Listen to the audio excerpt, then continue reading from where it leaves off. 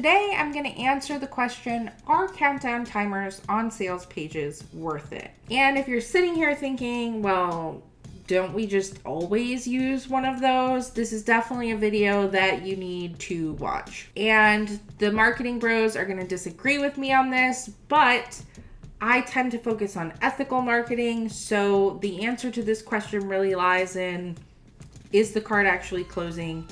Is the thing expiring? Or is it available forever and you're just using a countdown timer to manipulate people? So before we jump into the yay and nay of using countdown timers, I just want to make clear that you can, if you write a successful sales page, you can sell your stuff without making people feel like they have to buy this thing now because it's only available for another, 14 days and 30 hours. I guess that's 15 days.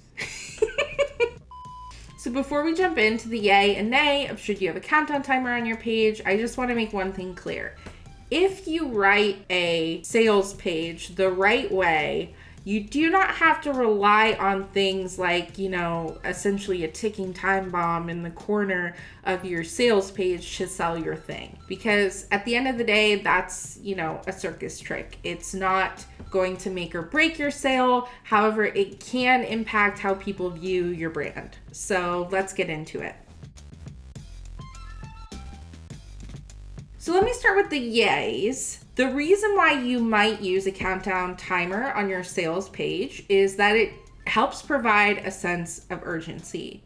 So a lot of people tend to buy at the very last second. I don't know why, it's just human psychology. Maybe we want to think about it more. Maybe we're just not enticed until it's no longer available to us, but people tend to buy at the last second. I see that across our own launches, but also our clients' launches.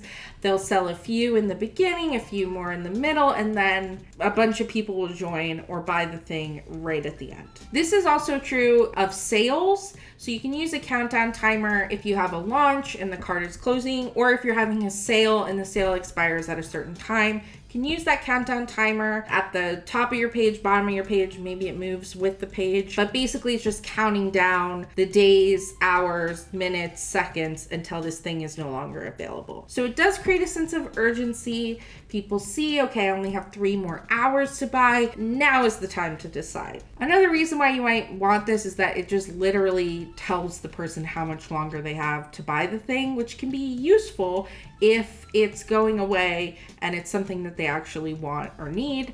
Knowing how much time they have to make a decision is helpful. Now let's go to the nays. One major reason why you might not want to use a countdown timer on your sales page is because it can make people feel pressured to buy.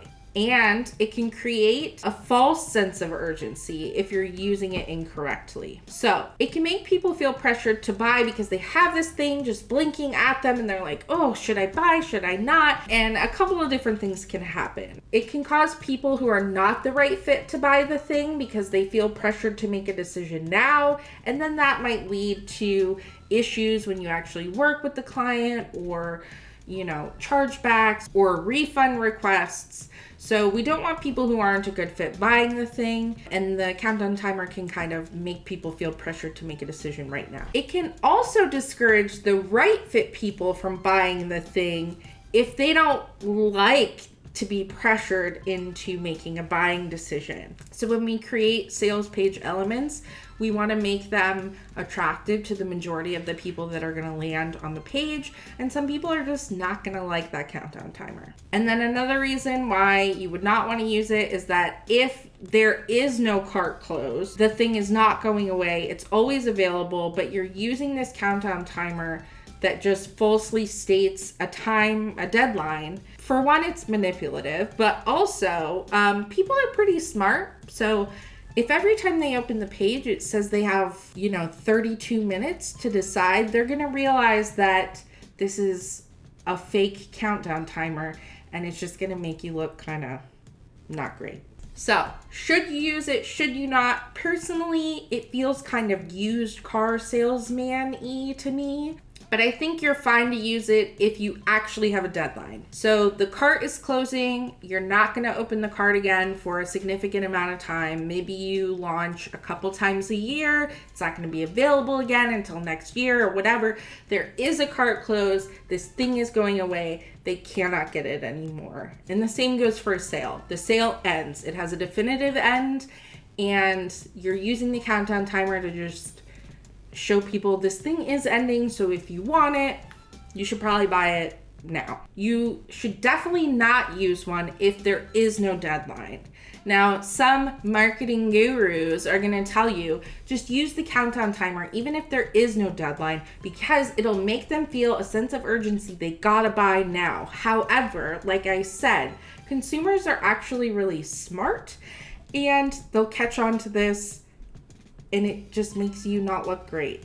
Now, there could be the chance that the consumer just doesn't care, but for the most part, people don't like to be tricked. So if they find out that it's fake, it can reflect badly on your brand. They might not trust you. If you do use one, try to find one that's the least obnoxious. And I say this because we want to think about accessibility on our sales pages. So you don't want to use one that's just like blinking and in your face and could, that you have to put some kind of disclaimer that it could cause seizures. We don't want that one.